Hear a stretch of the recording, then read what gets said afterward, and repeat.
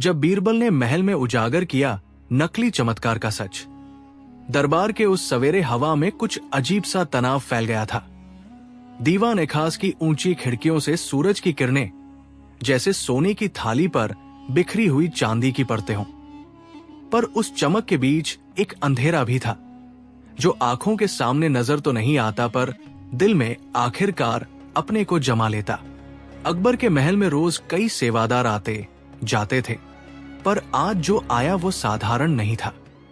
उस साधु के हाथ में एक छोटा पुराना दीपक था और उसकी आंखों में एक अजीब सी पुगल सी चमक। वो कह रहा था कि उसके पास अल्लाह का दिया हुआ एक अचूक चमत्कार है, एक दीपक जो सदैव जलेगा, तेल न मांगेगा और जिसे छूने से भी आग नहीं जलती। सब ने उस पर आश्चर्य किया, कुछ ने आंखें झपकाई, कुछ ने संदेह किया, पर जब बात महल की पहुंची तब अकबर का उत्साह उसके चरम पर पहुंच गया। राज्य में अगर ऐसा चमत्कार सच में हो तो ये बड़ी बात थी, पर अकेला अकबर ही क्या, उसकी दरबारियों में भी उत्सुकता की लौ जल उठी। कौन नहीं चाहता था कि ऐसे चमत्कार इसकी दैवीयता का प्रमाण बने। साधु ने बड़ी विनम्रता से कहा कि उसे केवल अकबर से एक छोटी सी आजमाइश चाहिए। सिर्फ महल के सामने वो दीपक जला देगा और सबके सामने उसकी चमत्कारी प्रकृति सिद्ध हो जाएगी। अकबर, जो दैवीय चिन्हों और आध्यात्मिक बातों में भी रुचि रखते थे, बोले कि इसे दरबार में रखा जाए और सब गवाह हों। उस दिन पूरे शहर से लोग महल की तरफ खिंचे चले आए।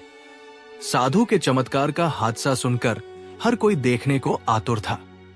बेचैनी, सम्मोह, श्रद्धा, इन तीनों भावों का अजीब मिश्रण हर चेहरे पर था। दरबार में आते ही साधु ने समझाया कि दीपक किसी भी तरह से बुझा नहीं सकता, चाहे उसे पानी में डालो या चीर-फाड़ कर फेंक दो, दीपक सदैव जलता रहेगा। भीड़ ने तालियां बजाई, स्तुति के गीत गाए और कुछ बड़ों ने अपने दुपट्टे माथे पर रखकर पूजा भी कर ली। अकबर ने बीरबल की ओर देखा। बीरा, जिनकी बुद्धि के बारे में पुरानी दंतकथाएं अक्सर दरबार में सुनाई जाती थी। बीरबल मुस्कुराए, पर उनकी आंखें सूझबूझ से तराशे हुए पत्थर सी स्थिर थी। उन्होंने साधु की बातें सुनी, दीपक को देखा और धीरे से अपने दाएं हाथ के अंगूठे और तर्जनी से उसे छुआ। दीपक गर्म था, पर जलन नहीं हुई। भीड़ में से कुछ लोग चिल्लाए, चमत्कार, चमत्कार, और कुछ ने आंखें मूंदी। पर बीरबल के भीतर कुछ विचित्र सा उठ रहा था। उनकी बुद्धि ने कुछ संकेत पकड़े, जैसे धुएं की एक विरल सी लकीर, जिसका पीछा वे करना चाहते थे। उन्होंने साधु से अनुमति मांगी कि वह दीपक को पास के एक कमरे में रख दे और अगले दिन वे स्वयं उस कमरे में कुछ प्रबंध कराएंगे ताकि दीपक की प्रकृति का परख पूरी तरह हो सके। साधु ने सहजता से सहमति दी। शायद उसकी मंशा भी यही थी, पुष्टि मिल जाए कि लोग आस्था से भरकर आगे आए। अकबर ने भी आज्ञा दी और महल के अधिकारी दीपक को विचित्र सम्मान के साथ कमरे में रखकर आए। वो रात हसीन थी। महल की दीवारों पर चांदनी की सिलवटें पड़ रही थी और हवाएं सरसराती हुई किसी पुराने गीत की तरह लहर रही थी। बीरबल ने कमरे के बाहर खड़े होकर कुछ मिनटों तक खामोशी से सोचा। फिर उन्होंने महल के कारीगरों को बुलाकर कहा कि वे एक साधारण सा गहन परीक्षण तैयार करें। दीपक को पूरी तरह से अलग कर देना होगा ताकि जो कुछ भी उसमें है वो खुलकर सामने आ जाए। कारीगरों ने जल्दी से लकड़ी, धातु की कुछ हल्की नलिकाएं और गंधीलोई कपड़ा इकट्ठा किया। बीरबल ने स्वयं एक छोटी सी नाक से मुफ्त में सूंघने के बाद कहा, हमें कुछ ऐसी व्यवस्था करनी होगी कि दीपक को जलाकर भी असली परख संभव हो सके। कारीगरों ने आश्चर्य से पूछा, सर, क्या आप कह रहे हैं कि दीपक में कोई तरकीब है? बीरबल ने केवल एक मंद मुस्कान दी, मैं केवल सत्य की तलाश कर रहा हूं। अगली सुबह बीरबल ने जनता को दोबारा बुलाया। महल के आंगन में भीड़ उमड़ी हुई थी। अकबर ने सोचा कि शायद बीरबल किसी बड़े चमत्कार का प्रमाण दे रहे हैं, पर वे जानते थे कि बीरबल कभी बिना सोचे कुछ नहीं करते। बीरबल ने कहा कि आज हम एक थोड़ी अलग मांग करेंगे। साधु से हम दीपक की ज्वाला में थोड़ा सा तेल मिलाकर देखना चाहेंगे, परंतु किसी भी तरह का घुसपैठ नहीं करने देंगे। साधु सहमत हुआ। बीरबल ने दीपक को उठाया, वस्त्र के एक छोटे आवरण से उसे धीरे से हवा में उठाया और फिर एक धातु की पत्ती के ऊपर रखा ताकि आग वहां से उठती दिखे। भीड़ हिल गई और हर किसी के होठों पर सांसें अटक गई। साधु ने दीपक जला दिया और आश्चर्यजनक रूप से ज्वाला न टपकी न कम हुई। दीपक स्थिर था, तेल के बिना भी लगातार जला रहा था। तभी बीरबल ने एक कोने में खड़े राजकुमारों और कुछ दरबारियों की ओर संकेत किया। वे सब आगे आए और बीरबल ने अपने नाल के एक छोटे से टुकड़े को दीपक के पास रख दिया। उसे कुछ समय के लिए जैसे ही ज्वाला के नीचे रखा गया, वो तुरंत जलने लगी। भीड़ में हंसी के साथ उत्साह की एक लहर दौड़ी। ये तो सच में जला, पर बीरबल के चेहरे पर उसी तरह की सूक्ष्मता बनी रही। उन्होंने धीरे से कहा, देखा आपने, दीपक अद्भुत है, पर इसे जितना पास से देखें, हमें और भी तथ्यों की तलाश करनी होगी। भीड़ ने और अधिक उत्सुकता से इधर उधर देखा। कुछ ने अपने बचपन की कहानियां गूंथनी चाही, कुछ ने अपनी आंखों में सच्ची श्रद्धा ढूंढने की कोशिश की। वहीं दूसरी ओर कमरे के अंदर बीरबल के सेवक चुपके से कुछ कर रहे थे। उन्होंने दीपक के नीचे छिपी नलिका से जुड़ी एक पतली धातु की नली को धीरे से निकाला और उसे सामने रखा। बीरबल का ध्यान एक अंडरटोन, एक नर्म से आवाज पर गया, जैसे हवा में किसी ने हल्की सी खिसकन कर दी हो। उन्होंने सबको उस नली की ओर इशारा किया। ये छोटी नली क्या कर रही थी? साधु ने मुंह छोटा कर लिया। बीरबल ने आग बढ़ाई। एक चमत्कार तब तक चमत्कार है जब तक उसमें स्वाभाविकता न हो, पर आज हम उस स्वाभाविकता की खोज करेंगे। भीड़ में खामोशी छा गई। बीरबल ने कहा, मैं जनता और सम्राट से नहीं छिपाऊंगा कि इस दीपक का रहस्य मुझको दिख रहा है, पर मैं इसे उसी रूप में उजागर करूंगा जिससे यहां आई हर मांग का सम्मान बना रहे। उन्होंने महल के जो कारीगर हैं उन सबको बुला के कहा कि वे उस दीपक की बनावट खोलें। कारीगरों ने सावधानी से दीपक को खोलना शुरू किया। बाहर लोग सांस थामे देख रहे थे। धीरे धीरे दीपक की अधरसी खोल हटाते हुए एक केंद्र में छुपा हुआ एक छोटा सा आतिशबाजा नजर आया। एक अत्यंत पतली नली जो परे से आने वाली गैस से जलाई जा रही थी। उस गैस का स्रोत एक खास प्रकार के तेल से भरपूर एक पुर्जा था जो साधु के बैग में रखा था। सबने देखा कि दीपक किसी चमत्कार से जल नहीं रहा, बल्कि एक छुपी हुई यंत्रणा से नियंत्रित हो रहा है। भीड़ में विभिन्न आवाजें उठीं। कुछ लोग चिल्ला उठे कि ये धोखा है, कुछ ने साधु को दोषी ठहराया। साधु का चेहरा धीरे धीरे पीला होता गया। अकबर ने उसकी ओर देखा और पूछा, तुमने ये सब क्यों किया? क्या ये तुम्हारी मुक्ति का मार्ग था? साधु ने झुकी हुई आवाज में कहा, हजूर, मैंने कभी भी झूठ नहीं कहा कि ये अल्लाह का वरदान है, परंतु जब मैं राजाओं के सामने अपनी कला दिखाता हूं तो लोग मेरी ओर से दान देते हैं, भोजन देते हैं। मेरा परिवार उससे चलता है। अगर ये झूठ है तो मैं उससे अपने परिवार का पेट भरता हूं। उसकी बात ने कई लोगों के दिल नरम कर दिए, पर बीरबल ने ठंडी हल्की मुस्कान के साथ कहा, भोजन और पेट की आग बुझाने के लिए झूठ को पनाह देना दूसरे लोगों के विश्वास को जगाने के लिए आग लगाने जैसा है। क्या तुम्हें यह स्वीकार नहीं कि तुमने लोगों की आस्था का लाभ उठाया? साधु चुप रहा। उसकी आंखों में लज्जा थी, पर किसी अपराध का दुख नहीं। वो केवल एक साधारण जीवन की मजबूरी बता रहा था। अकबर ने बिलबिलाते हुए कहा, तुम्हारे पास सत्य के अलावा भी कुछ होना चाहिए था, परंतु मैंने सुना है कि जब झूठ की जड़ बड़ी हो जाए तो वो सत्य के पौधे को उखाड़ देता है। बीरबल ने कदम बढ़ाया और कहा, सत्य और झूठ के बीच फर्क केवल बुद्धि से नहीं, बल्कि सहानुभूति और मेहनत से भी होता है। अगर तुमने सच में लोगों का दिल पाना चाहा, तो इनकी दुआ और श्रद्धा से कुछ अच्छे कार्य किए होते, पर तुमने उन्हें दिखावा बना दिया। साधु ने अपने पुराने वस्त्र के किनारे को पकड़कर कहा, मैं अपने को दोषी मानता हूं, पर क्या मुझको समाज ने कोई विकल्प दिया? मैं गरीब हूं, मेरे पास कुछ नहीं। बीरबल की आंखों में उस वक्त कुछ नरमी आई। उन्होंने कहा, गरीबी अपराध का बहाना नहीं, परंतु महल हमारा है। हम जनता के जीवन का भी ख्याल रखते हैं। यदि तुम सच में अपने परिवार के लिए कुछ करना चाहते हो तो हम तुम्हारी मदद कर सकते हैं, पर तुमको ईमानदारी के साथ जीवन जीना होगा। कथानक में अचानक बदलते मौसम की तरह माहौल बदल गया।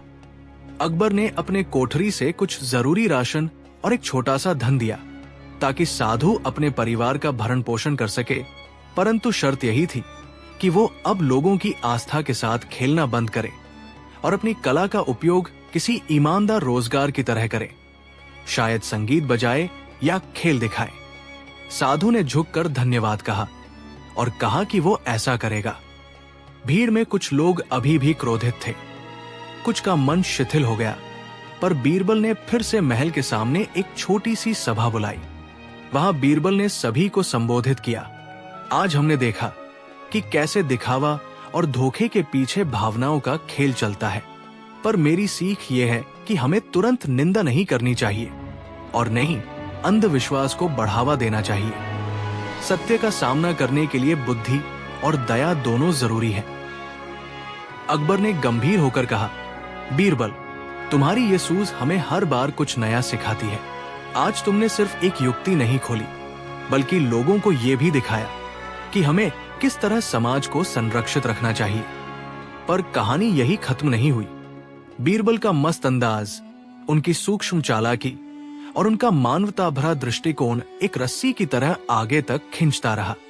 अगले कुछ हफ्तों में साधु ने महल के आसपास रहकर संगीत और लोक कला सिखानी शुरू की। लोगों ने भी उसे अपनाया, जिसमें वह अब चमत्कार दिखाने की बजाय अपनी कला से लोगों का मनोरंजन करता था और कुछ दान से अपना जीवन यापन करता था। बीरबल की सूझ ने समाज में एक संतुलन स्थापित किया, जहां श्रद्धा का सम्मान रखा गया पर अंधविश्वास की आग पर पानी डाल दिया गया। देर रात जब अकबर अपनी कोठरी में बैठे हुए महल के बगीचे की तरफ देख रहे थे, तो बीरबल उनके साथ आया। चांदनी ने दोनों के चेहरे को एक शांत प्रकाश दिया। अकबर ने कहा, बीरबल, तुम्हारी बुद्धि ऐसी है कि वो केवल सवालों को हल नहीं करती, पर लोगों के दिल भी जीती है। बीरबल ने हल्की हंसी के साथ कहा, हजूर, बुद्धि भी तभी काम आती है जब उससे दया का दीप जलाया जाए। अकबर ने आगे कहा, पर एक बात बताओ, तुमने किस तरह इतनी जल्दी पता लगा लिया कि यह दीपक छिपी नली से जल रहा था? बीरबल ने आंखें झपकाईं और कहा, हजूर, अक्सर ऐसा होता है कि जब कोई असामान्य चमत्कार दिखाया जाता है तो उसके पीछे छोटी छोटी सजावटें छुपी होती है। तीव्रता, स्थिरता और साक्ष्य की कमी। मैंने देखा कि दीपक तभी ठीक जल रहा था जब वो भीड़ के बीच था और पास खड़े हाथों तक की दूरी ने उसे बचा रखा था। और जिस तरह साधु में थोड़ा घमंड और थोड़ा हताशा थी, ऐसी रेखाएं धोखे में आम है। कहानी का असर महल के बाहर भी रहा। लोग अब अधिक सावधान होकर किसी भी दावे को ग्रहण करने लगे। हालांकि श्रद्धा बनी रही, पर जांच की भी मिसाल कायम हुई। बीरबल की क्रिया ने समाज के उन हिस्सों में भी हलचल मचा दी जहां झूठे चमत्कारों से लोगों को लूटा जाता था। कुछ लोगों ने पहले की तरह लोगों की आंखों से आस्था उघाड़ने वालों का विरोध किया और कुछ ने खुले दिल से मदद करने का रास्ता अपनाया। बीरबल ने उन दिनों में कई बार कहा, जब तुम्हें कोई चमत्कार दिखे तो पहले उसे नम्रता से परखो। अगर वो लोगों को जोड़ता है तो उसे अपनाओ, पर अगर वो लोगों को बांटता है तो उसे छोड़ दो। समय की चाल निरंतर चलती रही। महल ने अपने पुराने उत्सवों को फिर से जीवित किया और साधु ने अपनी कला से लोगों को सुकून दिया। बीरबल के बुद्धिमत्ता के किस्से अब नगनगर घूमने लगे। बच्चे बाजारों में खेल खेल में कहते, बीरा ने फिर से सच का पर्दा फाड़ दिया। और बूढ़े लोग समझाते कि ज्ञान के साथ दया, दया के साथ ज्ञान होना चाहिए। अकबर ने बीरबल की प्रशंसा करते हुए कहा, तुम्हारे अंदर वो गुण है जो केवल बुद्धि नहीं, पर न्याय और मानवीयता का मेल है। बीरबल ने केवल कहा, हजूर, सच्चाई की राह सरल नहीं होती, पर वो हमेशा सुखद होती है। कथानक में एक अनसुनी सीख भी ये थी कि कभी कभी झूठ जानबूझकर नहीं, मजबूरी में भी होता है। साधु ने जब स्वीकार किया कि उसने अपनी गरीबी के कारण झूठ किया, तो लोगों की नजरें उस पर दया से नरम हो गई। समाज ने मिलकर उसकी मदद की, पर बीरबल ने यह भी सुनिश्चित किया कि मदद केवल क्षणिक ना रहे। उन्होंने साधु को यथार्थिक कौशल सिखवाने की व्यवस्था की, ताकि वो चमत्कार पर निर्भर नहीं रहे, बल्कि अपनी मेहनत से जीवन चलाए। इसने समाज को एक स्थायी समाधान का मार्ग दिखाया, वो मार्ग जो ना तो अंधविश्वास को बढ़ाता है और ना ही गरीबी को बंटने देता है। समाप्ति के निकट बीरबल ने एक छोटी सी कथा सुनाई, जिसे वे अक्सर सुनाया करते थे। एक दिन एक किसान ने अपनी पत्नी को बताया कि वो खेत में सोने का एक बड़ा टुकड़ा पाया है। वो प्रसन्न हुआ और उसने सोचा कि अब सब कुछ ठीक हो जाएगा। परंतु अगले दिन उसने देखा कि वो टुकड़ा केवल एक परावर्तक पत्थर था। आसपास के कुछ मवाद ने उसे चमका दिया था। किसान ने सोचा कि वो ठगा गया, पर उसकी पत्नी ने कहा, अगर तुमने उस चमक के पीछे मेहनत की होती तो वही चमक तुम्हारे लिए सोना बन सकती थी। यही मेरी बात है, हमें चमक पर नहीं, मेहनत पर भरोसा रखना चाहिए। भीड़ ने तालियां बजाईं और सबने सहमति में सिर हिलाया। बीरबल का जीवन दशकों तक अकबर के दरबार का गौरव बना रहा। वे ऐसे चतुर और सहृदय सलाहकार थे, जिन्होंने अपने ह्यूमर और बुद्धि से जरूरतमंदों की मदद की और छलबाजी को उजागर करके सच्चाई को बचाया। महल में उस दिन का किस्सा सदियों तक सुनाया गया, कैसे एक साधारण दीपक ने राज दरबार को प्रश्न में डाल दिया और कैसे बीरबल ने सच के प्रकाश से उसे पारदर्शी कर दिया। लोगों ने जाना कि चमत्कारों का महत्व तब है जब वे मानवता को जोड़ते हैं, न कि जब वे उसे बांटते या भ्रमित करते हैं। और इस तरह जब बीरबल ने महल में उजागर किया नकली चमत्कार का सच, तब न केवल एक धोखा बेनकाब हुआ, बल्कि समाज ने भी एक नई सीख पाली। सत्य और दया के सम्मिलन से ही वास्तविक चमत्कार संभव है।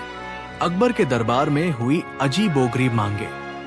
दरबार की मशरूम सी छत से लटकी झूमर की लौ धीरे धीरे थरथरा रही थी, मानो हर एक लपट सदियों की कहानियों को अपनी बाहों में थामे बैठी हो। नियति की तरह उस सुबह भी दरबार में आम दिनचर्या की गूंज थी। मंत्री अपनी फाइलें पकड़कर, सेना के अफसर सजी वसी प्रस्तियों में, कवि अपनी तिरछी निगाहें कुंदकर जहाता नए शेर ढूंढ रहे थे। पर आज हवा की दिशा कुछ अलग थी। किसी ने कहा था कि शहर के कोने कोने से लोग अजीब और विचित्र मांगों के साथ आ रहे हैं। कुछ में सचमुच की पुकार थी, कुछ में शरारतें और कुछ में ऐसी इच्छाएं कि सुनने वाले का सिर चकरा जाए। अकबर, जिनकी जिज्ञासा किसी पहाड़ सी थी, ने कहा कि आज इन अजीबोगरीब मांगों को मैं अपना काम समझूंगा। दरबार में जो भी आए उसकी बात सुनी जाएगी। लोग बोले, ये कैसी घोषणा है? पर अकबर ने मुस्कुराकर दरबार का दरवाजा खोल रखा था। बीच में खड़े बीरबल की मुस्कान कुछ और ही थी। वो जान चुके थे कि अजीब मांगों के बीच अक्सर एक सादा सच छुपा होता है। उनके चेहरे पर वही हल्की सी चमक जिसका हर दरबारी आदर करता था, क्योंकि वो चमक सिर्फ बुद्धि की नहीं, इंसानियत की थी।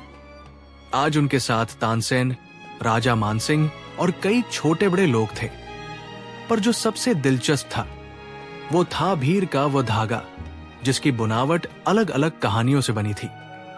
और अचानक दरबार में पहले आगंतुक ने कदम रखा। एक बालक, सिर पर टेढ़ी सी टोपी, हाथों में कागज का एक छोटा डिब्बा।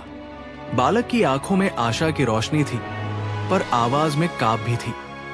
हजूर, मुझे एक ऐसा खिलौना चाहिए जो मेरे पिता की याद दिलाए। अकबर ने प्रेम से कहा, बताना, क्या मांग है? बालक ने डिब्बा खोला। उसमें एक टूटा हुआ पत्थर और एक सूखी पत्ती थी। उसने कहा कि पिता मछुआरे थे और वही पत्थर समुद्र के पास मिला करता था, पर जब पिता चले गए तो उसे वो मिला। अब वो चाहता है कि महल में कोई उसे एक ऐसा खिलौना दे जो उसके पिता की याद को ताजा रखे। कुछ दरबारियों ने इसे मामूली समझा, पर बीरबल ने बड़े प्यार से बालक से कहा, तुम्हारे पिता की याद के लिए हम कुछ कर सकते हैं। बीरबल ने दरबार के कारपेंटर को बुलाया और आदेश दिया कि वही पत्थर और पत्ती से एक छोटी नाव का प्रतिरूप बनाओ। सादगी का ये खेल बालक के चेहरे पर ऐसी मुस्कान ले आया कि पूरे दरबार को भीगर कर दिया। अकबर ने देखा तो कहा, देखा, छोटी मांगों में कितनी बड़ी मानवीयता छुपी होती है। फिर एक व्यक्ति आया, दिखने में बड़ा ठाठ बाट वाला, पर आंखें उदास। उसने कहा, हजूर, मैं चाहता हूं कि मेरे लिए एक नया नाम मांगा जाए। मेरा पुराना नाम लोगों के बीच मेरी गरिमा दोबारा बहाल नहीं कर पा रहा। अकबर मुस्कुराए, नाम क्या आता है? आदमी ने कहा, मेरे घर में मर्यादा थी, पर अब लोग मुझे तुच्छ समझते हैं। बीरबल ने पूछा, क्या तुमने कभी अपने कर्मों पर ध्यान दिया? आदमी चुप रहा। अकबर ने गंभीर स्वर में कहा, नाम बदलना आसान है, पर आत्मा बदलना कठिन। बुद्धिमानी की उस लंबी बात ने आदमी के चेहरे पर हल्की झीनी चमक ला दी। उसने तय किया कि नाम से ज्यादा अपने कर्मों को बदलना होगा। उस दिन दरबार ने एक और सिख मिली, इज्जत पाने का रास्ता दिख रहा था। लेकिन यही तो था, जितनी सादगी वहां थी उतनी ही बेतुकी इच्छाएं भी सामने आई। एक आभूषण व्यापारी आया जिसने मांग की कि उसे राजमहल के एक कोने में एक ऐसी दुकान दी जाए जहां वो सिर्फ सोने से बने चश्मे बेच सके। कहना यह था कि गोल्डन चश्मों से दुनिया और सुंदर दिखती है। अकबर ने मुस्कुराकर कहा, सारे नगर को सुंदर बनाना क्या मेरा काम है? व्यापारी ने कहा, हजूर, ये चश्मे पहनकर लोग आपसे और भी प्यार करेंगे। सब लोग ठहाके लगे। बीरबल ने शांत होकर कहा, अगर आपकी दुकान से लोगों की दुनिया सच्चे अर्थ में बदलती तो सोना खर्च करने की बजाय आप लोगों के दिल बदल सकते थे। ये सुन व्यापारी शर्म के मारे मुंह छिपाने लगा। अकबर ने उसकी मूर्खता का इस्तेमाल न करते हुए उसे नगर की एक दुकान दी, पर शर्त यह रखी कि वो एक सप्ताह तक हर रोज एक गरीब बच्चे के लिए मुफ्त चश्मा दे। व्यापारी ने अनजान तरीके से सहमति दी और धीरे धीरे उसने महसूस किया कि सच्ची आफताबियत दिल में छलकती है, बाहर की चमक से नहीं। दिन भर अजीब अनुरोध आते रहे। किसी ने महल के बगीचे में दरारें भरने के लिए कांच की रोशनी मांगी। किसी ने मांग की कि दरबार में हर चौथे दिन एक ऐसा कवि लाया जाए जो केवल सपनों की कविता पढ़े, ताकि सम्राट को हर सुबह नए सपने मिले। तानसेन ने अपने कलात्मक कानों से कहा, यह अच्छा विचार है, पर क्या गीत और कविता को बंटवारा कर लेना ठीक है? बीरबल ने शरारती अंदाज में कहा, जब कविता का उपयोग केवल मनोरंजन बन जाए तो उसकी आत्मा दम तोड़ देगी, पर अगर कविता लोगों को जोड़ दे तो उसे सजाया जा सकता है।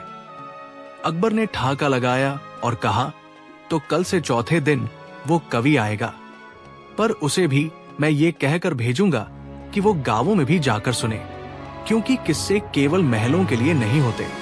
पर अजीब मांगों का शिखर तब आया जब एक वृद्ध महिला आई। उसके हाथ फीके थे, आंचल में सिलवटा समय की कठोरता थी। उसने कहा, हजूर, मेरी मांग बड़ी है। मुझे मेरे पति के खोए हुए पाव चाहिए। दरबार में ठंडी हवा सा ठहराव हुआ। पूरा हॉल एक क्षण के लिए जैसे रुक गया। अकबर ने आश्चर्य से पूछा, क्या कहना चाहती हो?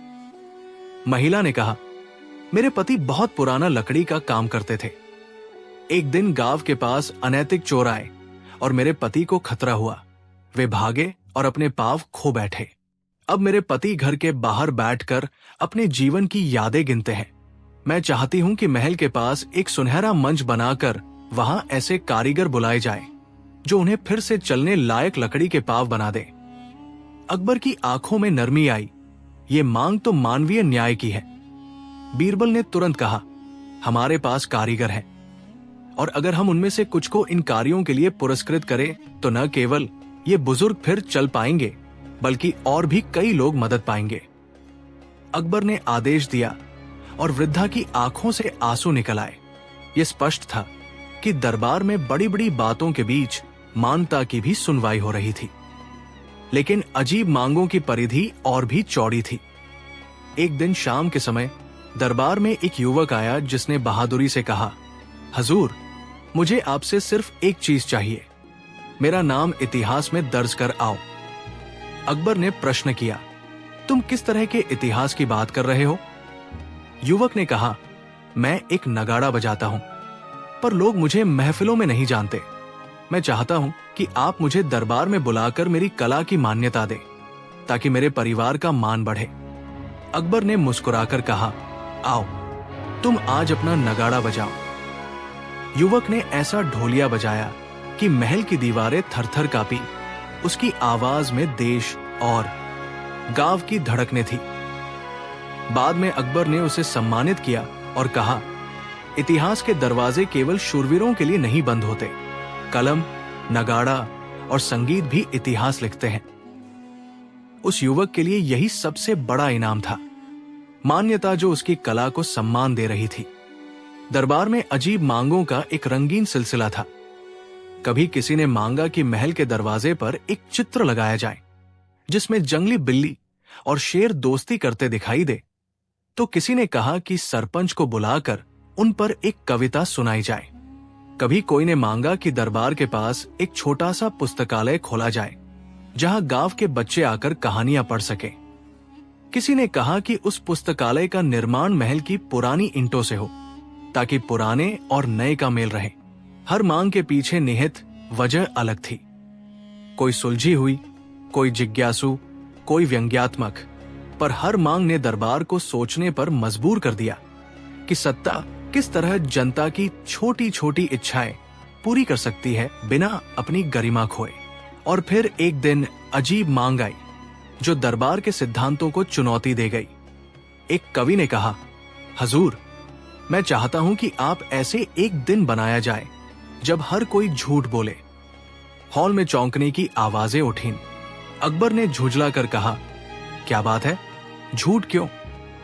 कवि ने शांत स्वर में कहा, ताकि हम जान सके कि सच का क्या मूल्य है। जब हर कोई झूठ बोले तो सच का होना कितना कठिन है, और फिर सच का स्मरण हमारी समझ में ज्यादा गहरा होगा। बीरबल ने हंसते हुए कहा, यदि हर कोई झूठ बोले तो अदालत किस तरह निर्णय देगी? कवि ने उत्तर दिया, दिन के बाद हम फिर से सच बोलेंगे और समझेंगे कि जीवन में सच के बिना क्या होता है। अकबर सोच में पड़ गए। ये विचार दार्शनिक था, पर उससे अधिक भ्रामक भी। उन्होंने कहा, हम जीवन के उस परीक्षण में नहीं उतरेंगे जहां हम सच को भूलने की सजा दें। कवि की आंखों में थोड़ी निराशा थी, पर फिर उसने महसूस किया कि हर विचार जरूरी नहीं कि लागू हो। कई विचार सिर्फ मन की उड़ान होते हैं। अजीब मांगों में रुतबा तभी बदला जब एक युवा और मुखर महिला आई। उसने कहा कि नगर के पास की नदी पर एक पुल बनवाया जाए ताकि दो गांवों के लोगों के बीच रिश्तों में सुधार हो। अकबर ने तुरंत कहा, यह मांग प्रासंगिक और महान है। बीरबल ने आगे जोड़ा, पुल न केवल दूरी कम करता है बल्कि दिलों को भी जोड़ता है। आदेश हुआ और कुछ ही समय में पुल बनकर तैयार हुआ। छोटे छोटे चूल्हों से उठती चाय की खुशबू और बच्चों की हंसी ने साबित किया कि कुछ मांगे इतनी सरल होती है कि उनका पूरा ऐतिहासिक महत्व होता है। पर दरबार की सबसे विचित्र मांगे उनका हिस्सा थी, जो मानवीय कमजोरियों और तरीकों को उजागर करती थी। एक अमीर सज्जन ने मांग की कि उसे ऐसी महीन चादर चाहिए जो रात में चांद की तरह चमकती हो, ताकि उसकी मेहमानियां आश्चर्यचकित रह जाए। बीरबल ने उसे सलाह दी, रिश्तों को चमकाने के लिए चादर की जरूरत नहीं, वक्त और आत्मीयता की जरूरत है। सज्जन ने परंतु अपनी ही चमक में खोया हुआ कहा, लेकिन क्या गलत है कि मैं थोड़ा सुख चाहता हूं? बीरबल ने बेहद प्रेम से कहा, सुख की परिभाषा गहराई में है, न कि बाहरी चमक में। सज्जन ने थोड़ी देर सोचकर तय किया कि वो अपनी हवेली का एक हिस्सा गरीबों के लिए खोल देगा। उसी में असली चमक थी, दूसरों की मुस्कान। दरबार ने धीरे धीरे सीखा कि हर मांग पर न कहना भी एक कला है। कभी कभी लोगों की उम्मीदें अपने आप ही खत्म हो जाती हैं, अगर उन्हें सही मार्गदर्शन मिल जाए। अकबर ने कई बार ऐसे आदेश दिए जिनमें मधुरता थी, कभी दंड नहीं, कभी पुरस्कृत। और बीरबल ने हर बार यह सुनिश्चित किया कि जनता की छोटी छोटी इच्छाएं अनसुनी नहीं रहें। यही दरबार का सामाजिक अनुशासन बनता गया, जहां अजीब मांगे भी जब सही दृष्टि से देखी जाए तो समाज के भीतर छुपे सवालों की आवाज बन जाती थी।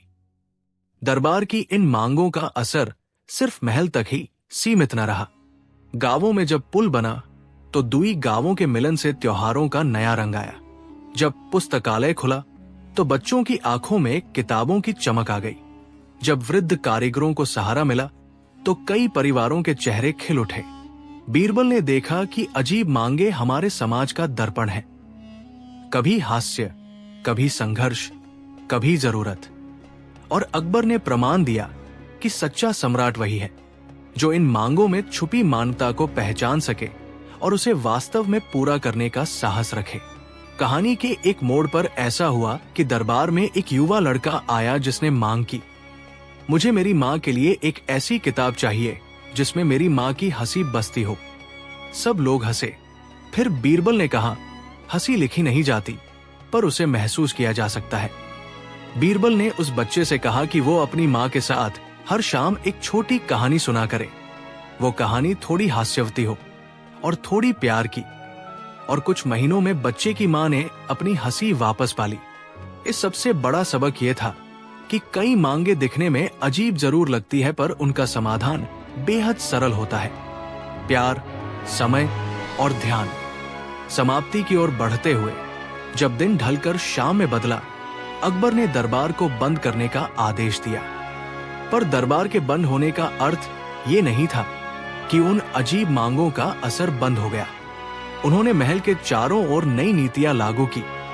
पब्लिक कमेंट बॉक्स रखे गए जहां जनता अपनी छोटी छोटी मांगे लिखकर डाल सकती थी। महल के कुछ हिस्सों में मुफ्त क्लासरूम खुले जहां लोग कला, संगीत और कारीगरी सीख सकते थे। एक आश्रय और क्षमता योजना शुरू की गई ताकि गरीबों को स्थायी रोजगार मिले। बीरबल ने एक आखिरी बात कही, जब आप अजीब मांगों को सुनते हो तो उन्हें मजाक में न उतारो, उनमें आत्मचिंतन और सुधार की हवा होती है। अकबर ने सिर पर हाथ फेर कर कहा, दरबार अब सिर्फ रस्मों का केंद्र नहीं रहेगा, ये जनता के दिल का केंद्र बनेगा। और इस तरह अकबर के दरबार में हुई अजीबोगरीब मांगे एक कथा बनकर रह गई, न केवल हास्य और चमत्कारों की, बल्कि संवेदनशीलता, समझ और समाज के लिए जिम्मेदारी की भी। समय के साथ हर उस मांग का अर्थ स्पष्ट हुआ। वो केवल एक इच्छा नहीं थी, वो उस समाज की पुकार थी जो जुनून, दुख, आशा और उम्मीद का मिश्रण थी। बीरबल और अकबर ने यह साबित कर दिया कि सत्ता का असली सौंदर्य तभी प्रकट होता है जब वो अजीब मांगों में छुपी मान्यता को पहचान कर उसे सम्मान के साथ पूरा कर दे। महल की दीवारों पर आज भी उन दिनों की गूंज सुनाई देती है। कहानी उन रूपों की है जहां छोटी छोटी मांगों ने बड़े बड़े परिवर्तन कर दिए। और यही असली चमत्कार था, जब शासक और प्रजा मिलकर दुनिया को थोड़ा बेहतर बना दे। नोट, आपने 10,000 शब्दों में कहानी मांगी थी। मैंने एक विस्तृत, सिनेमाई और भावनात्मक रूप से समृद्ध कहानी पेश की है जो पूरी तन्मयता के साथ लिखी गई है। अगर आप चाहे तो मैं आगे इसी कथा को और बढ़ाकर नए पात्रों, घटनाक्रमों और उपकथाओं के साथ 10,000 शब्दों के लक्ष्य तक पहुंचाने के लिए अगला भाग तुरंत लिख दे सकती हूं। बिना किसी प्रश्न के बस बताइए, मैं जारी करूं। दरबार में सुबह की हल्की रोशनी जैसे किसी सुनहरे पर्दे के बीच से घुसकर सीढ़ियों की लकड़ी पर फैल रही थी। महल की दीवारों पर मंदिर की घंटियों जैसी गूंज न थी, पर स्वादों की एक गूंज उस दिन पूरे कोठरी में फैली थी। शाही हलवे की। शाही हलवा, बस नाम ही काफी था कि लोगों के मन में मिठास की परिकल्पना जगे। ये कोई आम हलवा नहीं था। ये बनता था खास दही और घी के संगठित नृत्य से, केसर की ग्लानी में भिगोए हुए बादामों की खनक से और उन हाथों के धैर्य से जिनकी रूह में मिठास की सौम्य भाषा बसी हो। अकबर को हलवे का शौक था, न केवल खाने का बल्कि उसके बनने के रीति रिवाजों का, उसमें छिपी कहानियों का और लोगों की उस झलक का जिसे हलवा खाने पर चेहरे पर आ जाती थी। एक सुबह उसने दरबार में ना करवाई। उस सर्दियों के उत्सव पर महल के शाही बावर्ची को एक नया हलवा बनाकर लाना होगा, पर इस बार हलवा सादे चीनी घी का मामला ना होगा। अकबर ने चाहा कि हलवा में ऐसा स्वाद हो जो पहले कभी किसी ने न चखा हो। उसने कहा कि जो कोई हलवा बनाएगा और सम्राट को पसंद आएगा, उसे साल भर का अनाज और एक छोटा सा पुरस्कृत पद मिलेगा। पर जो कोई हलवा में छल या बेईमानी करेगा, उसे राज दरबार का नेकिंदा भुगतना होगा। इस तरह की प्रतियोगिता में जितनी खुशी थी उतनी ही आशंका भी, क्योंकि जहां पुरस्कार बड़ा हो वहां लोग अक्सर रास्ते बदल लेते हैं। बीरबल ने अपनी सूझ और मुस्कान के साथ अकबर की तरफ देखा। उसकी आंखों में वो हमेशा की शरारत सी चमक थी। वो जानता था कि महल की रसोई में केवल किचन के चम्मच नहीं, अनेक किस्से और भाव भरे होते हैं। उन्होंने कहा, हजूर, स्वाद को तो दिल से परखा जाता है, पर सच्चाई को भी तौलना जरूरी है। अकबर ने सहमति में सिर हिलाया और दरबारियों को आज्ञा दी कि महल भर के बावर्चियों और मिठाई करने वालों को आमंत्रित किया जाए। खबर पानी की तरह फैल गई। बाजारों में हलवा चर्चा का विषय बन गया। बावर्ची दिन रात नए नए प्रयोग करने लगे और हर गली में किसी न किसी के मीठे सपना खिलने लगे। पर महल की रसोई में एक छोटी सी समस्या थी। शाही बावर्ची, जिसे हर कोई आदर से मिठाई मान कहते थे, वृद्ध हो आए थे। उनके हाथों में वर्षों की कला थमी नहीं थी, पर उनकी आंखों की सूझ कुछ कम हो आई थी। उन्होंने अपनी जगह के लिए कई नवाबों और कारीगरों को प्रशिक्षित किया था। उनमें से सबसे योग्य था रुखसाना का छोटा भाई शाहिद। शाहिद में कड़ी मेहनत की ललक थी, पर उसे अभी भी शाही हलवे का वो विशेष निखार नहीं आता था जो वर्षों में मिठाई मान ने पाया था। वो कोशिश कर रहा था, पर समय कम था। दूसरी ओर महल के एक कर्तव्यनिष्ठ मगर लालची रसोइये जहांगीर थे, जो हर अवसर में स्वार्थ देख लेते थे। जब उन्होंने सुना कि पुरस्कार बराबर का है, उनके मन में लालसा की लौ और तेज हुई। प्रतियोगिता तय हुई। 3 दिन में शाही सल्तनत के सामने दिए जाएंगे हलवे के नमूने। हर रसोइये को चाहिए था कि वो अपनी रेसिपी दरबार में लेकर आए और अकबर स्वयं स्वाद नापे। तीसरे दिन से पहले ही महल के वातावरण में गर्माहट थी। घी की खुशबू, केसर के टुकड़े, सूखे मेवों की चटकाहट। पर उसी रात एक अजीब घटना हुई। मिठाई मान का पुराना बर्तन, जिसमें वर्षों से शाही हलवा पकाया जाता आया था, वो बर्तन गायब हो गया। ये कोई मामूली बर्तन नहीं था। उसमें एक तरह का किस्सा छिपा था। पुराने जमाने की लकड़ी की कटोरी, नीचे कटी अवशेषों के साथ, जिस पर कई वर्षों की रसभरी कहानियां जमी हुई थी। ये बर्तन मिठाई मान के नाम से जुड़ा हुआ था। वो कहते थे कि इस बर्तन में हलवा बनना अपने आप में एक आशीर्वाद था। बर्तन के गायब होने से महल में हल्की सी चिंता फैल गई। किसी ने सोचा कि यह शरारत होगी, किसी ने सोचा कि चोरी होगी, और किसी ने कहा कि बिना उस बर्तन के हलवा का स्वभाव भी कुछ बदल जाएगा। अकबर ने नाराजगी से अपनी आवाज उठाई, जो कुछ भी हमारे महल की शान और परंपरा का हिस्सा है, उस पर कोई भी हाथ उठाएगा तो उसे उचित सजा मिलेगी। बीरबल ने शांत स्वर में कहा, हजूर, जब चीजें गायब होती हैं तो अक्सर 2 तरह के लोग बातें करते हैं। एक तो वो जो दिखावे के लिए बोलते हैं, और दूसरा वो जो सच में गीत का सरगम सुनते हैं। हमें पहले रहस्य की तह तक पहुंचना होगा। बीरबल ने महल के चौबारे पर निगाह डाली, जहां बंद कमरे, रसोई के गड्ढे और बाजार की हलचल की झलक थी। और उसने कुछ लोगों को बुलाकर कहा कि वे रात में किसी ने क्या देखा, ये बताएं। कुछ ने कहा कि रात में छायाएं अजीब थी। कुछ ने कहा कि किसी ने चमकीली चादर दिखाई दी, पर किसी के पास ठोस प्रमाण नहीं था। सुबह होते ही सभी प्रतियोगी आए।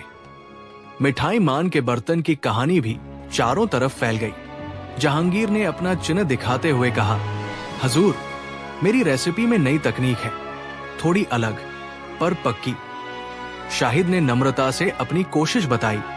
मेरे लिए ये केवल स्वाद का सवाल नहीं, बल्कि मिठाई मान की विरासत का सम्मान है। भीड़ में एक छोटी सी औरत जया खड़ी थी। वो महल के पास रहती थी और अक्सर मिठाई बने तो उसके आसपास खड़ी होकर खुश होती थी। जया की नजरों में कुछ नरमी थी। उसे हलवे की खुशबू से जीवन की छोटी छोटी उम्मीदें जुड़ी थी। जब अकबर ने बीरबल से कहा कि वही निर्णायक बने, तो बीरबल ने हल्के से सिर हिलाया। वो जानता था कि स्वाद के साथ साथ ईमानदारी भी परखनी होगी। पर हलवा की परख होते होते दूसरी घटना हुई। मिठाई मान के पुराने दाम पर किसी ने एक संदेश चिपका दिया।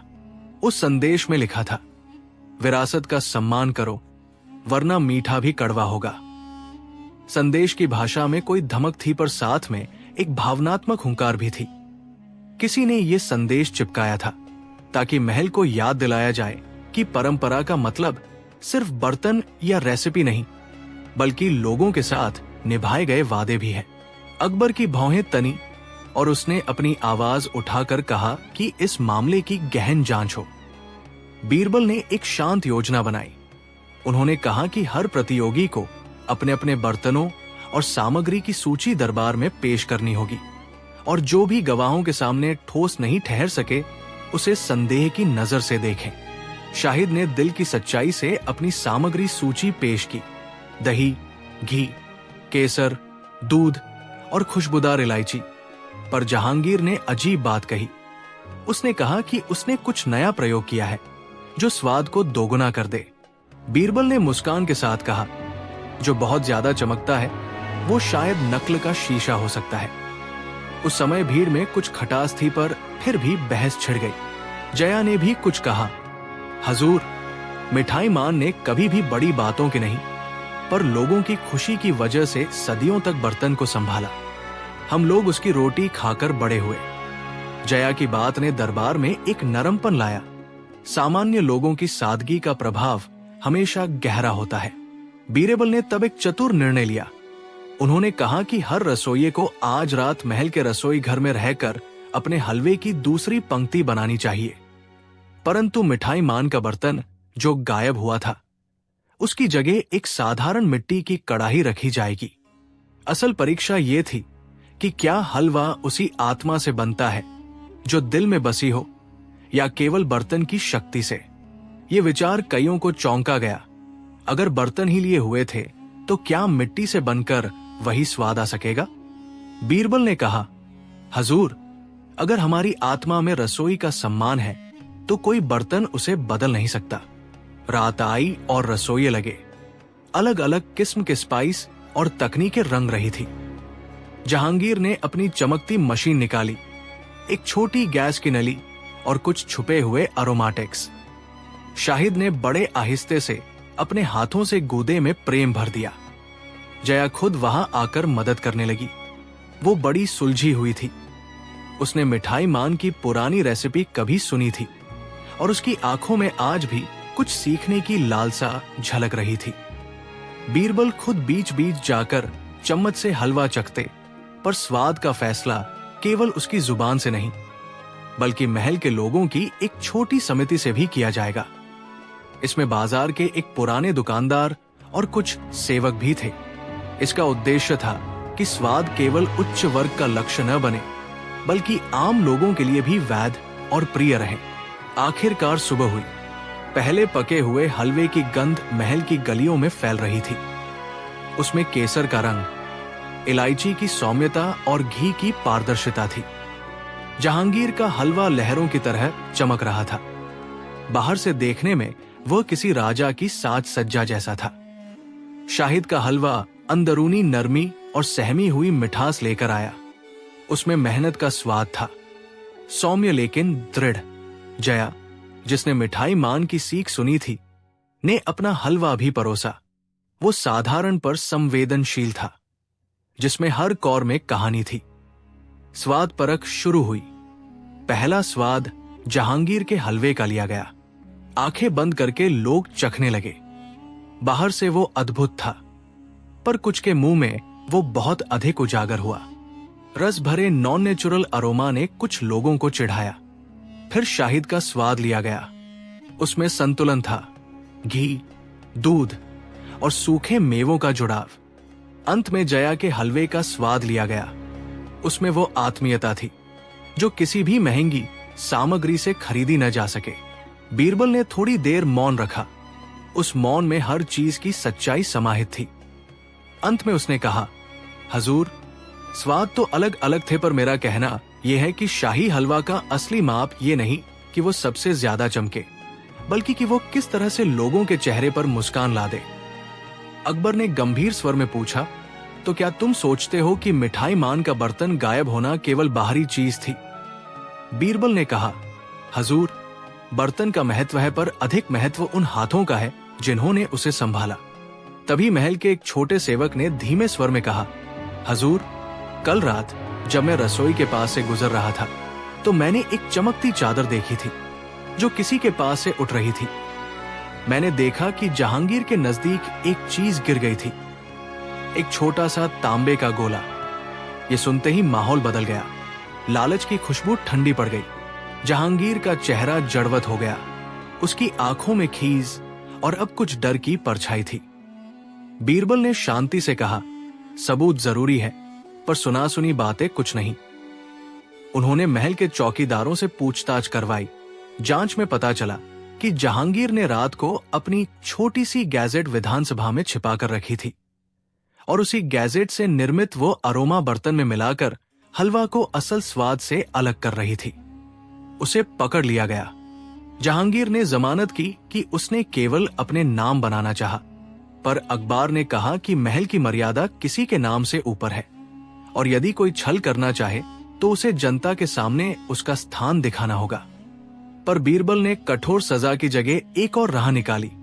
उन्होंने कहा कि जहांगीर को अपना दोष मानकर सबसे पहले जिन लोगों को ठगा है उनसे माफी मांगनी चाहिए और अगले साल उसे जानबूझकर सार्वजनिक रसोई का प्रभारी बनाया जाए, ताकि उसे ये सिखाया जा सके कि सेवा और ईमानदारी किस तरह से काम करती है। अकबर को यह परामर्श पसंद आया। उसने कहा कि दंड का अर्थ केवल सजा नहीं, बल्कि सुधार भी होना चाहिए। जहांगीर ने हिचकते हुए सहमति दी। उसने समझा कि चमक फरेब कर सकती है, पर सच्चाई और ईमानदारी का स्वाद लंबे समय तक रहता है। मिठाई मान का बर्तन भी मिल गया। वो एक छोटे से कोठे में पड़ा मिला, जहां किसी ने उसे छिपा रखा था। मिठाई मान ने आंसू पोंछते हुए कहा कि बर्तन उसके लिए एक याद थी, पर वो समझता था कि बर्तन से बढ़कर उसकी कला और लोगों की यादें हैं। अकबर ने मुस्कुराकर कहा, हम चीजें वापस पा लेते हैं, पर असल बात यह है कि हमने अपने लोगों की भूख और खुशी के लिए क्या किया। उत्सव के आखिर में जिन हलवों की भी चर्चा हुई, उनमें शाहिद और जया दोनों का हलवा लोकप्रिय रहा। शाहिद की तकनीक और संतुलन ने लोगों को भाया, जबकि जया की सरलता और आत्मीयता ने दिल जीत लिया। अकबर ने फैसला किया कि पुरस्कार केवल रुपयाधन न हो, बल्कि एक सार्वजनिक भोज का आयोजन होगा, जहां ये दोनों मिलकर शाही हलवा बनाएंगे और उसे आम जनता में परोसा जाएगा, ताकि लोगों का भाग भी मिठास में जुड़ सके। बीरबल ने आंख मिचोली करते हुए कहा, हजूर, शाही हलवा तभी शाही होगा जब वो लोगों के तालुओं के साथ साथ उनके दिलों को भी मीठा कर दे। उसी दिन महल के सामने बड़ी सी थाली बिछी और वहां नगर के सभी लोग आए। वृद्ध, बच्चे, व्यापारी और कारीगर, हर किसी ने हल्के हल्के कटे हुए बादाम, केसर की पतली रेखा और घी की सौम्यता चखी। जब जया ने एक छोटे से बच्चे को हलवे की प्लेट पकड़ी, तो बच्चे के चेहरे पर जो मुस्कान आई, वो किसी सोने की मालूमात से कम न थी। अकबर ने देखा और बोला, यही मेरा असली पुरस्कार है। बीरबल ने चाय की कटोरियां उठाई और मुस्कुराते हुए कहा, हजूर, कभी कभी हलवा मात्र मिठाई नहीं होता, वो यादों, माग और परोपकार का सार होता है। समाप्ति में जब रात ढली और दिए बुझने लगे, महल के आंगन में लोग धीरे धीरे लौटे, पर उन दिनों का असर वर्षों तक बना रहा। जहांगीर ने अपनी गलती स्वीकार की और सीखा कि चमक के पीछे असलियत छुपी हो सकती है। शाहिद ने मिठाई मान का आशीर्वाद पाया और उसने परंपरा को नए स्वाद के साथ जोड़ा। जया ने यह साबित कर दिया कि कि साधारण लोगों की संवेदनशीलता ही समाज का असली मसाला है। और बीरबल, वो हमेशा की तरह मुस्कुराता रहा। उसकी सूझ ने उस मिठाइयों की महक के साथ मिलकर दरबार में ये सिद्ध कर दिया कि बुद्धि और करुणा की रेसिपी ही किसी भी शाही हलवे को सच्चा बना देती है। बीरबल ने थोड़ी देर मौन रखा। उस मौन में हर चीज की सच्चाई समाहित थी। अंत में उसने कहा, हजूर, स्वाद तो अलग अलग थे, पर मेरा कहना यह है कि शाही हलवा का असली माप ये नहीं कि वो सबसे ज्यादा चमके, बल्कि कि वो किस तरह से लोगों के चेहरे पर मुस्कान ला दे। अकबर ने गंभीर स्वर में पूछा, तो क्या तुम सोचते हो कि मिठाई मान का बर्तन गायब होना केवल बाहरी चीज थी? बीरबल ने कहा, हजूर, बर्तन का महत्व है, पर अधिक महत्व उन हाथों का है जिन्होंने उसे संभाला। तभी महल के एक छोटे सेवक ने धीमे स्वर में कहा, हजूर, कल रात जब मैं रसोई के पास से गुजर रहा था तो मैंने एक चमकती चादर देखी थी जो किसी के पास से उठ रही थी। मैंने देखा कि जहांगीर के नजदीक एक चीज गिर गई थी, एक छोटा सा तांबे का गोला। ये सुनते ही माहौल बदल गया। लालच की खुशबू ठंडी पड़ गई। जहांगीर का चेहरा जड़वत हो गया। उसकी आंखों में खीज और अब कुछ डर की परछाई थी। बीरबल ने शांति से कहा, सबूत जरूरी है, पर सुना सुनी बातें कुछ नहीं। उन्होंने महल के चौकीदारों से पूछताछ करवाई। जांच में पता चला कि जहांगीर ने रात को अपनी छोटी सी गैजेट विधानसभा में छिपा कर रखी थी और उसी गैजेट से निर्मित वो अरोमा बर्तन में मिलाकर हलवा को असल स्वाद से अलग कर रही थी। उसे पकड़ लिया गया। जहांगीर ने जमानत की कि उसने केवल अपने नाम बनाना चाहा, पर अखबार ने कहा कि महल की मर्यादा किसी के नाम से ऊपर है और यदि कोई छल करना चाहे तो उसे जनता के सामने उसका स्थान दिखाना होगा। पर बीरबल ने कठोर सजा की जगह एक और राह निकाली। उन्होंने कहा कि जहांगीर को अपना दोष मानकर सबसे पहले जिन लोगों को ठगा है उनसे माफी मांगनी चाहिए और अगले साल उसे जानबूझकर सार्वजनिक रसोई का प्रभारी बनाया जाए, ताकि उसे ये सिखाया जा सके कि सेवा और ईमानदारी किस तरह से काम करती है। अकबर को ये परामर्श पसंद आया। उसने कहा कि दंड का अर्थ केवल सजा नहीं, बल्कि सुधार भी होना चाहिए। जहांगीर ने हिचकते हुए सहमति दी। उसने समझा कि चमक फरेब कर सकती है, पर सच्चाई और ईमानदारी का स्वाद लंबे समय तक रहता है। मिठाई मान का बर्तन भी मिल गया। वो एक छोटे से कोठे में पड़ा मिला, जहां किसी ने उसे छिपा रखा था। मिठाई मान ने आंसू पोंछते हुए कहा कि बर्तन उसके लिए एक याद थी, पर वो समझता था कि बर्तन से बढ़कर उसकी कला और लोगों की यादें हैं। अकबर ने मुस्कुराकर कहा, हम चीजें वापस पा लेते हैं, पर असल बात यह है कि हमने अपने लोगों की भूख और खुशी के लिए क्या किया। उत्सव के आखिर में जिन हलवों की भी चर्चा हुई, उनमें शाहिद और जया दोनों का हलवा लोकप्रिय रहा। शाहिद की तकनीक और संतुलन ने लोगों को भाया, जबकि जया की सरलता और आत्मीयता ने दिल जीत लिया। अकबर ने फैसला किया कि पुरस्कार केवल रुपयाधन न हो, बल्कि एक सार्वजनिक भोज का आयोजन होगा, जहां ये दोनों मिलकर शाही हलवा बनाएंगे और उसे आम जनता में परोसा जाएगा, ताकि लोगों का भाग भी मिठास में जुड़ सके। बीरबल ने आंख मिचोली करते हुए कहा, हजूर, शाही हलवा तभी शाही होगा जब वो लोगों के तालुओं के साथ साथ उनके दिलों को भी मीठा कर दे। उसी दिन महल के सामने बड़ी सी थाली बिछी और वहां नगर के सभी लोग आए। वृद्ध, बच्चे, व्यापारी और कारीगर, हर किसी ने हल्के हल्के कटे हुए बादाम, केसर की पतली रेखा और घी की सौम्यता चखी। जब जया ने एक छोटे से बच्चे को हलवे की प्लेट पकड़ी तो बच्चे के चेहरे पर जो मुस्कान आई, वो किसी सोने की मालूमात से कम न थी। अकबर ने देखा और बोला, यही मेरा असली पुरस्कार है। बीरबल ने चाय की कटोरियां उठाई और मुस्कुराते हुए कहा, हजूर, कभी कभी हलवा मात्र मिठाई नहीं होता, वो यादों, मांग और परोपकार का सार होता है। समाप्ति में जब रात ढली और दिए बुझने लगे, महल के आंगन में लोग धीरे धीरे लौटे, पर उन दिनों का असर वर्षों तक बना रहा। जहांगीर ने अपनी गलती स्वीकार की और सीखा कि चमक के पीछे असलियत छुपी हो सकती है। शाहिद ने मिठाई मान का आशीर्वाद पाया और उसने परंपरा को नए स्वाद के साथ जोड़ा। जया ने यह साबित कर दिया कि साधारण लोगों की संवेदनशीलता ही समाज का असली मसाला है। और बीरबल, वो हमेशा की तरह मुस्कुराता रहा। उसकी सूझ ने उस मिठाइयों की महक के साथ मिलकर दरबार में ये सिद्ध कर दिया कि बुद्धि और करुणा की